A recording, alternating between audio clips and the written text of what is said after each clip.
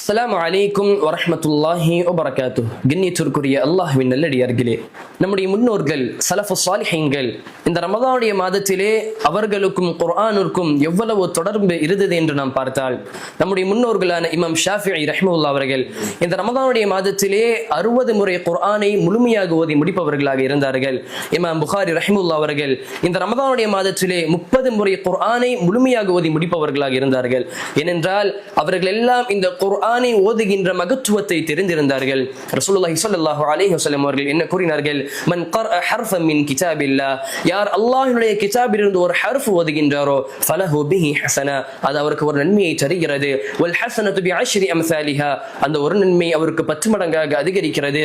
ரசூலுல்லாஹ் கூறினார்கள், லா அகூலு அலிஃப் லாம் மீம் ஹர்ஃபுன், நான் கூறவில்லை அலிஃப் லாம் மீம் என்பது ஒரு ஹர்ஃப் என்று, வலாக்கின் அலிஃபுன் ஹர்ஃபுன் வலாமுன் ஹர்ஃபுன் வமீமுன் ஹர்ஃபுன், அலிஃப் என்பது ஒரு ஹர்ஃப் ஆகும், லாம் என்பது ஒரு ஹர்ஃப் ஆகும், மீம் என்பது ஒரு ஹர்ஃப் ஆகும்.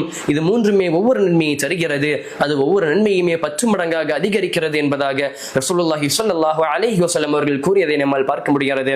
ஆதலால் இவ்வளவு சிறப்பிற்குரிய நன்மையை தரக்கூடிய இந்த குர்ஆனை நாம் அதிகமாக ஓதுபவர்களாக நாம் இருக்க வேண்டும். அதற்குண்டான தௌஃபீகை வல்ல ரஹ்மான் நம் அனைவருக்கும் தந்து அருள் புரியட்டும். அஸ்ஸலாமு அலைக்கும் வரஹ்மத்துல்லாஹி வபரகாத்துஹு.